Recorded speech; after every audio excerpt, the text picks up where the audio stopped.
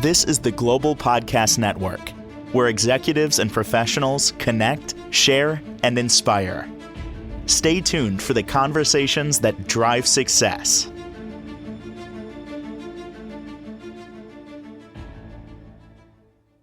And welcome back, everybody. If you are a parent, even a grandparent, and of someone who has children in middle school or high school, and maybe you're considering a private school for them, there's a lot involved in that application process, selection, on and on and on. Got somebody today that's an educational consultant that can help you with that process right down to the interview. And we're going to get some more insight today from her. So great to have Erin Gevertz back on the program with us. How are you doing today? Hey, Steve, I'm doing great. Thanks. How are you? Really good. Really good. Great to have you back here. Since we last spoke, we got at least one email, and I'd love to dig into that to start. Would that be okay? Let's go for it. So you can reach us instantfeedbacksteve@gmail.com. Anytime you have a question, comment, whatever it might be. This is from Jen in Searsport, Maine, and she says, thank you for your conversation. Are there usually scholarships available to help with tuition costs for private schools? Yeah, great question. And yes, typically there is financial aid available. So depending on the kind of school, it's not necessarily a scholarship where you're getting money from something else that you can use. Like I think of scholarships more for college, and Mhm. I don't do college. So Maybe that's just the way she phrased it. I don't yeah, know. absolutely. Yeah, I just Sure. so most schools when you go onto their admissions website, if you go to their school page, they'll have an admissions website that guides you through the process of how to apply to their school. And so you'll be able to see if there's something that says financial aid or tuition assistance, and read more there about what they offer and how it works. It's also worth a call. Some schools don't. Some schools do not offer any financial aid. And so if you don't see that there, it's definitely worth, reaching out to the school to confirm, do you offer, don't you offer, so that you don't spend your time applying to a school that doesn't make sense for your family financially. Hmm. Deeper question on that. So, a lot of times, depending on your financial situation, the state can provide you with financial assistance. I hope that's true. That's, what I heard. I mean, certainly for college, that is offered there. Yes. Um, are there different guidelines for private schools for middle and high schoolers? Yeah. As far as I know, the state, at least in California, with the schools that I've worked with, there's been no state funding to provide you that's been provided because typically the state funding is going into public Public education, schools, right? right? Okay, So you have the right to a free public education, and that's where that money is going. gotcha. If you're choosing to apply to a private school, then any money that's coming from a private school is coming from the school itself, Got it. typically. Unless it's the parochial school, they sometimes receive funding from the archdiocese, which helps to lower the cost of the private school, of the parochial school. Got it. Okay. You know what? That makes it very clear, even for some parents that are thinking, well, maybe might be something available. No, it's got to Yeah. come from the school. Obviously, you need to have that conversation with Yeah. admissions at the school. Yeah. So And I would let's, just say one more thing, like don't let sure. the price of a school scare you away from a school because they might have money, like you might qualify for a good amount of money. And if Okay. that's the case, then go for it. Can't hurt to ask. Can't hurt to ask. Yeah, And while we're exactly. talking about admissions, application, I've heard that schools ask for parent guardian statements. What exactly is that? Yeah. So that's the part of the application that a parent or guardian will write to talk about their child. Um, and if you're thinking about a kindergarten, there's mostly three entry points for schools. So kindergarten, middle school, and then high school. Um, Typically in kindergarten and middle school, the parent guardian statement, what you're writing about your child, matters more than it does. I mean, it still matters for the high school part, but by high school, your child is more grown, they're more autonomous, they have, they know themselves better, but that's the part that the parents write or guardians write for their child in their application process. So those statements, how critical are they? I mean, do you really need to be extremely intentional in terms of what you write? Yeah, I look forward to getting into that a little more today. So it's definitely worth being intentional and thoughtful about what you're putting in there. And you also want to be honest and truthful about what you're putting in the statement, because this is showing the schools, this is how well I know my child. And this is, you're able to explain your child's strengths and areas of growth from your perspective as the parent guardian. This is one of those things where your value, there's no number on it. Because as a parent, if I was in that situation, yeah, I can boast about my child and I could go off, as we all, as parents, Sure. it could be a 40,000 page essay. Like, Right. where do you draw the line? What kind of information do you put in there? Where do you position it? I got nothing. So that's where I would call upon you for that. The application itself, that whole process, when we talk about the application, what is the most important part? Yeah. I would generally say that the most important part is your child, right? So sometimes parents think that there's like a way to game the system if I put this in what I write, or if This is my what I'm talking about, Erin. right. Yeah.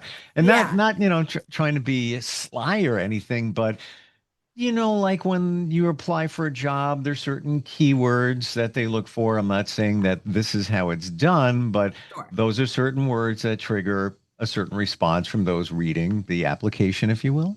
Right.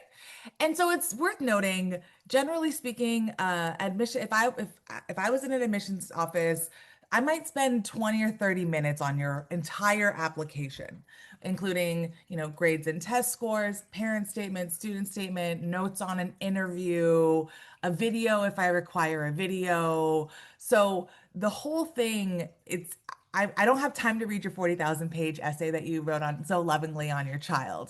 So it is important that that we pare it down a little bit.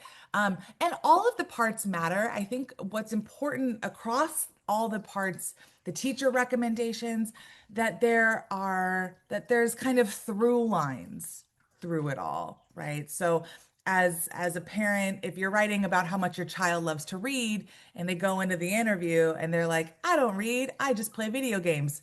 Look, it's an age appropriate thing for kids to play video games, Uh-huh. but I want you to be honest and authentic when you're writing about your student, so that it seems like you know your child, and you're being honest and transparent about who they are, because there's all kinds of great kids out there who are into all kinds of things. Very clear. Yeah. Yeah. You want to paint a picture that's accurate. Yes. What's the starting point on that Yeah. whole application situation? Yep. So just like the question that we answered earlier, there's on a school's website, they will have their step-by-step guide on how to complete their application. Hmm. So most important, it's important to notice due dates and make sure that you have those on your calendar, and you're working backwards, because a lot of parents are very busy with their own jobs and work and taking kids around. So making time for this, noting the due dates. I recommend for my clients, I actually make a document that has pretty much all the questions that I can find, all the different application questions, and I'll pass that along to you. So I think it can be helpful to have everything in one place, on a Word doc, a Google Doc that you're able to then work from and edit and draft from. And we can work together on that. So yeah, I think just starting with looking at what's required of you and noticing the due dates is an important place to start. Hmm. As we talked before, when you're applying for a job, there are Right. certain things you put in your resume or certain things you leave out because you should. And those keywords and such. Now your child, yeah, you're applying for a private school. How do you make them stand out? That application stand out. There's only so many that they accept for a private school. You want, of course, you want the best for your child. You want to go to the front of the line. What do we do?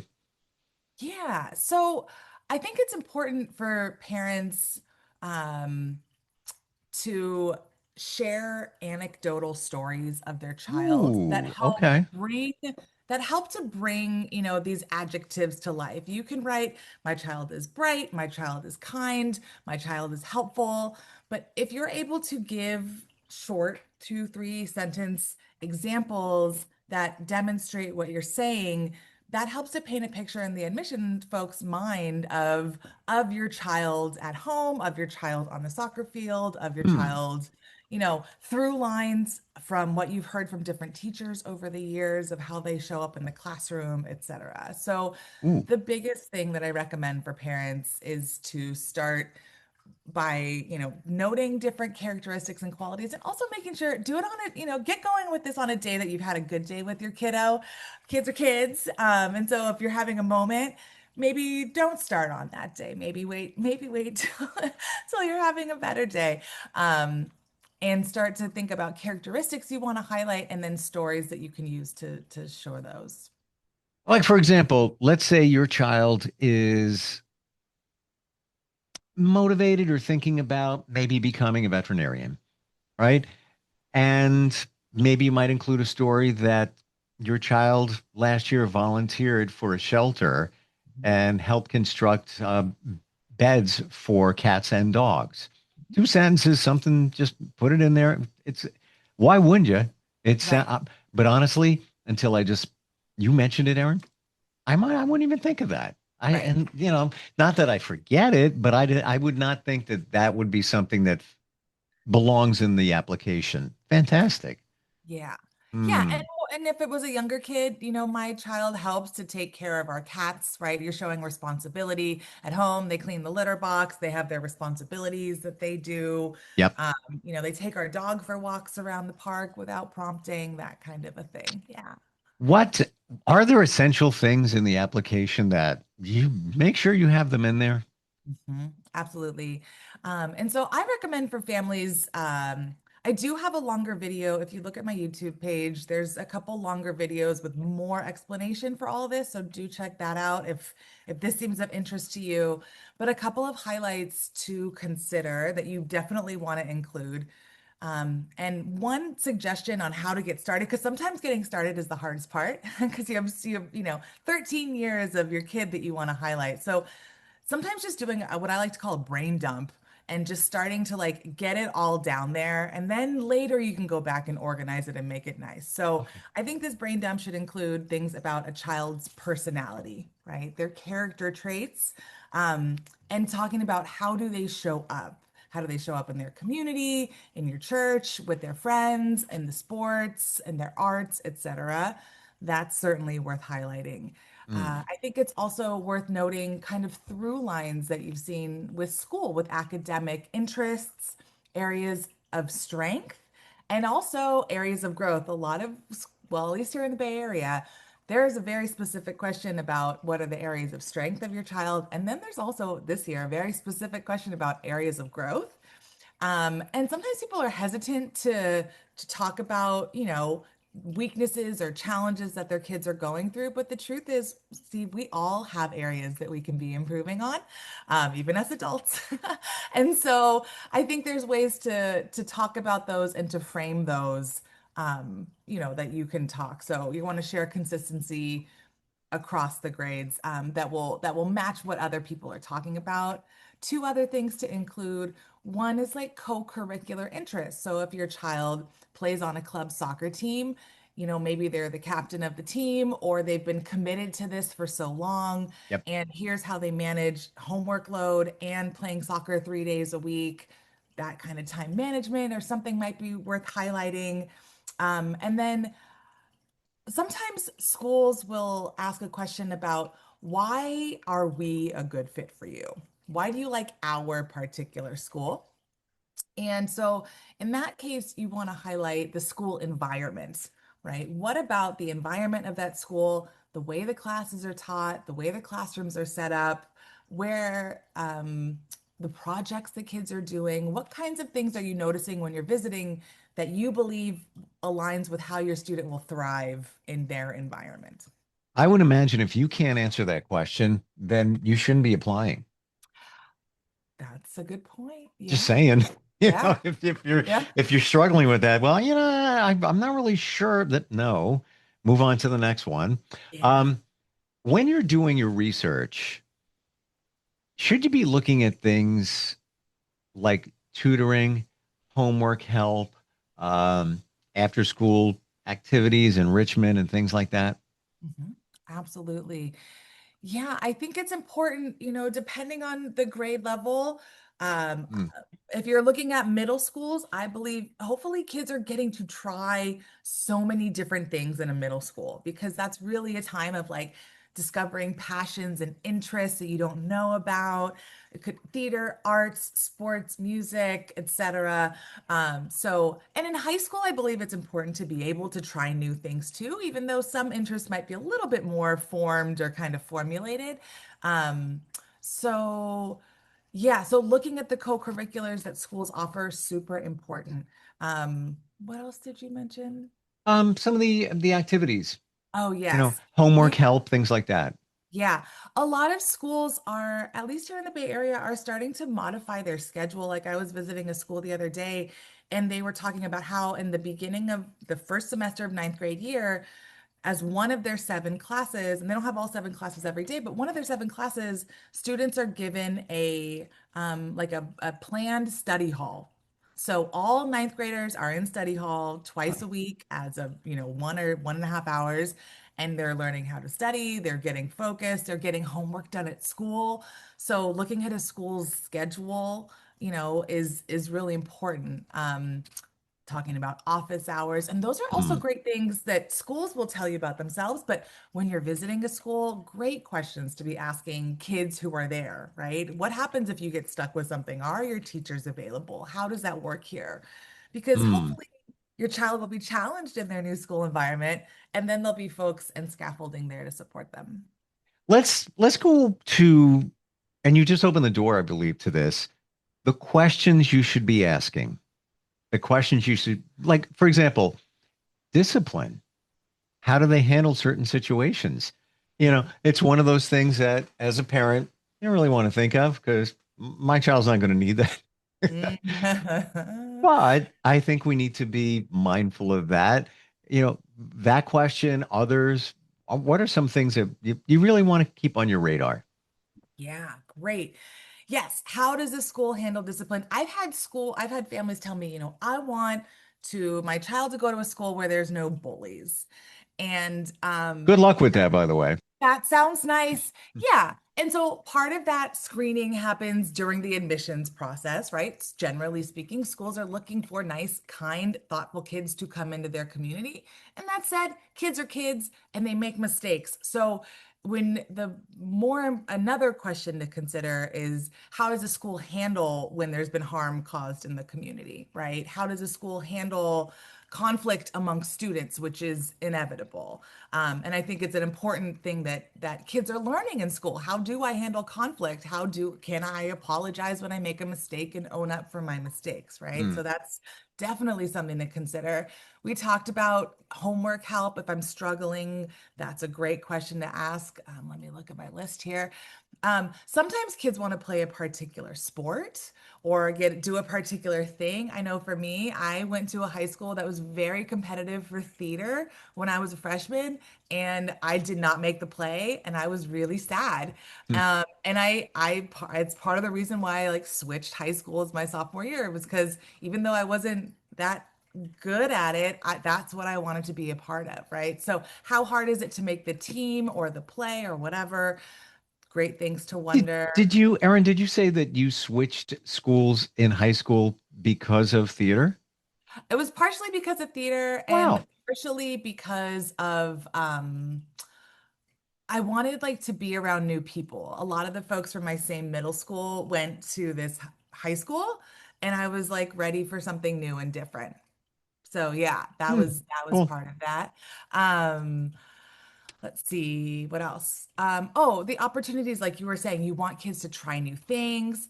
I think it's great to ask kids about different projects that they've done. If you know your child really loves hands-on learning and getting involved with stuff, can you tell me about a project that you did? How does grading work here? Assessments? I also think it's Hmm. important to ask the hard questions, like, what would you change about this school? Or is there something you don't love about this school? Like, I think sometimes people shy away from hard questions because they're afraid it's going to seem not great. But there's a way to ask hard questions respectfully that you want to make sure you get all your answers before you Yeah. apply. You can even ask that question in a loving way. Yeah, It's not like they're being grilled. It's not like an interrogation. don't interrogate. Just say, by the way, if you could change anything, but what do you think it would be around here? What do you Yeah. think? And one thing for asking questions, I tell all my students bring a notebook, right? You want to write down the answers to these questions. And a lot of these questions, especially if you're applying to high schools and parents too, ask the same questions across different schools. Because then you start to be able to compare and contrast the answers. If there's a particular program at a school, of course, ask about that. But some of these questions are general enough you can ask across schools and then compare their answers. How about while you're checking out the school, maybe you're talking to the administrators and everything, should you at least schedule some FaceTime with guidance counselors, psychologists, other specialists within the school? If your child is on a 504 plan or has an IEP Hmm. and they have learning differences, and you want to make sure that the school will be able to support them and learn about what support looks like in a school, yes, it definitely makes sense to chat with like a learning specialist or somebody at the school, or talk to other families of kids who have, ADHD or dyslexia or something, to be able to like talk to them about their experience at the school and feeling supported. Um, I think if you want to talk to a particular coach or somebody, I definitely recommend reaching out to the admissions team and say, my child's really interested in this thing. Can you please put us in touch with the coach? And Sure. then let the admissions team make that introduction for you. Lots we talked about here today, all good, like all different directions of vital information if you want to seek out or apply to a private school. Final tips, anything floating out there that you want people to know, they should know? Yeah, I think in general with the parent statement, I encourage people to work smarter, not harder, right? You can use some of the same answers across different schools, right? There might be some similarities. So Sure. so that is definitely one tip. I say to avoid repetition. Often this happens with the students, but parents, you don't need to continue repeating yourself to make your point over and over. So that's one thing. You want to be honest and genuine and authentic in your statements. And oh, one more. If your child has had major discipline issues or something happened at the school and you're tempted to just hide it under the rug, it might come up in a different part of the application. And so it's better for you, the parent, to briefly address it in what you're writing, and talk about how your child, the positive lesson that's come out of this, Hmm. so that if it does come up, then you're like, no, we addressed it. And, my kid made a mistake and they've grown from it. And here's where we are. Well, Um, I got uneasy when you said, if there's a disciplinary situation to include it. I was like, ooh, but taking the positive spin yes. equalizes it and it's all good. I do want to point out when we talked last that you do a mock interview, an interview process, which is really important. I never realized it even with a private school. Don't you do some kind of workshop too? Yeah, I'm really excited. I'm working on a workshop coming up, and you can find the information on my website, eringevertz.com/workshops. And I'm working with a friend who previously was an admissions director at one of these schools here in the Bay Area. Hmm. And so he'll be teaching a lesson, and then we'll be doing some mock interviews for students. And so this is a great opportunity for anyone, even if we're not going to work one-on-one, folks across the country can reach out and get this support and get practice for your student. Primarily, it's for kids. Most interviews happen for kids applying to high school. So if you have an eighth grader who's looking at schools this year, and you want them to have practice talking about themselves, bragging about themselves, which is part of the process and feels a little weird, we do a 40-minute lesson, and then you get one-on-one 30-minute mock interview with some immediate feedback. Fantastic. I didn't know that that was that important, but certainly offering that just especially for your child, it's an uneasy for most to be in an interview like that. Plus, you want them to show their best side, Yeah, and and feel brag confident. Feel and feel confident with confident. themselves. Yeah. Absolutely. Your website is your name, right? Yes, ErinGevertz.com. Do I have that right? that's it. Yep. Excellent. You're in the Bay Area. You can help anybody anywhere virtually. Erin, thank you so much for all the tips today. Really, really appreciate it. Thanks, Steve. Yeah, have a great day. You too. This is the Global Podcast Network, where executives and professionals connect, share, and inspire. Stay tuned for the conversations that drive success.